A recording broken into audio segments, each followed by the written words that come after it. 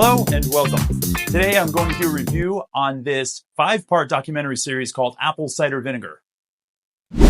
For the ease of use, I'm just going to abbreviate it as ACV because that's what we call apple cider vinegar out on the streets anyway.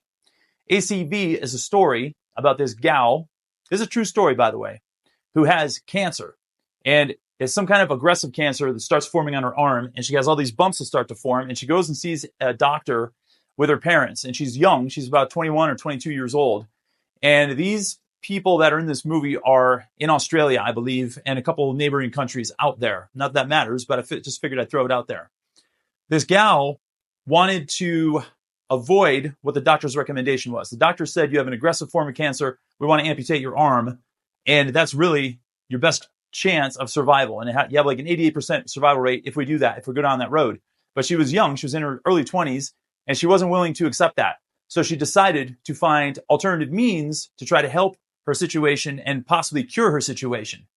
Now, I am a huge fan of alternative medicine and avoiding conventional medicine every chance you get and use that as a last resort. But in situations like this one, I think it was a little bit aggressive on her approach to think that she can do something miraculous without conventional medicine. Having said that, she found this institute called the Hirsch Institute, and after looking it up and fact-checking it, I do believe it was fictitious in the film, but there are places like this that do exist in the world because I know about them personally. And a lot of them are very beneficial for people with conditions and diseases, but I'm not going to sit here and say that they are a cure-all for everything. Anyway, she ends up going to this center in the film, and she was doing literally 5 coffee enemas a day and 13 juices a day, and that's what her diet consisted of. And after several months, she actually was starting to feel and look better. And she ended up living for like 5 years like that until things started going downhill. Now, here's where it gets interesting. This other gal who was starved for attention and who was very evil, and she was the nemesis in the movie, was a chronic attention hound. It looked like she had a bad upbringing. She didn't get much attention at home. She was always trying to get attention at young ages and stuff like that when she was hanging out with friends and people out on the streets.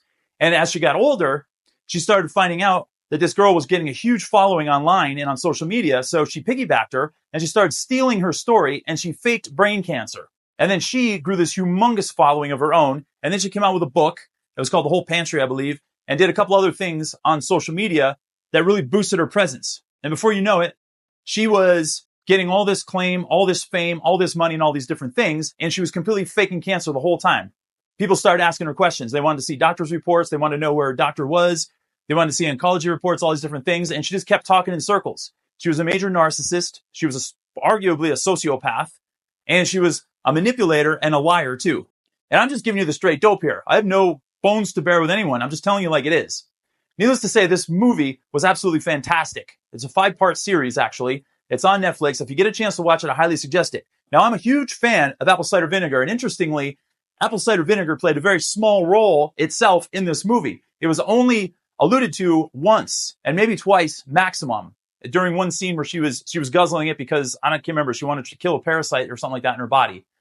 And that was kind of interesting because I was expecting the whole movie to be centered around apple cider vinegar. And one of my clients told me about it, and that's what led me to it. But it was very small in the big picture.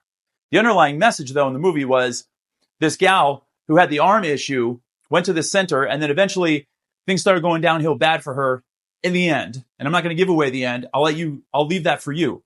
However, what I'm going to say is this. Like I was saying earlier, I am a big fan of alternative medicine and trying to avoid conventional medicine every chance you get.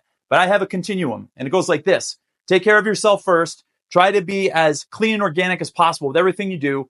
Exercise every day. Get enough rest. Do all the proper things that you can to make yourself into a superhuman and be as healthy as you possibly can. So then in the event something should happen like this, either one of these situations, well, even just the one situation, I would say, because the other girl was faking it, then take action as much as you can. And if you have to, then cross the line into conventional medicine, but stay on the other side as well and try to fuse them both together on your own.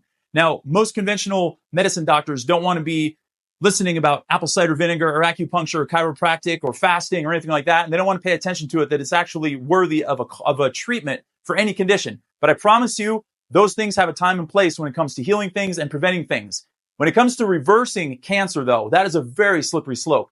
My father died from cancer. I saw him take his last breath when I was 19 years old. And that was a huge reason why I jumped full bore into the health and wellness industry. into fitness, into wellness, into fasting, into alternative medicine, all these different things. I saw what happened to him and I didn't want it to happen to me. So I took a very serious path down healthy for myself and for anyone who comes around me. I try to spread the positive message and word too. So what I'm getting at is, in the event you have some kind of really bad condition that you come down with, try to go alternative, but also be willing to go into the conventional side as well. But while you're doing the conventional side, also stick with your alternative methods as well, because I think there's a time and place for both. And if you fuse them both together, I think that's the best route to take. And we actually have a health center here in town called East West. And they actually have Eastern and Western medicine at that place, which I really like that idea. And I think all conditions and all health should be treated from that approach at all times across the world, across America, across everywhere.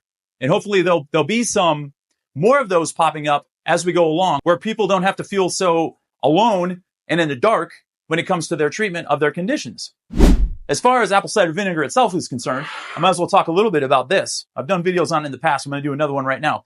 This is organic apple cider vinegar. It's in a glass jar. I would suggest getting organic in a glass jar with the mother in there, which is the probiotics that are floating around. You can see a little bit of that gook in the bottom. That's good stuff right there. And when you take it, you want to shake it up, and then you want to pour it into whatever you're putting it into. Some people drink it straight. I don't suggest doing that because it can ruin the enamel on your teeth if you have too much of it too often. I would do probably 2 tablespoons a day. Some of the known benefits of this stuff is it's a powerful antioxidant. It is good for gut health because it's a probiotic. It's good for as an anti-inflammatory, as an antifungal. It's good for joints and inflammation, a bunch of other things. And people have even said it's good for brain function too. And a lot of people take this and put a tablespoon of it in water and they mix it up and they drink it before they eat because it helps stabilize their appetite and prevents them from eating a ton of food when they're eating too. There you have it. There is my review of the show Apple Cider Vinegar. And there's a lot more to the movie as well, but I highly suggest you see it. It's really good.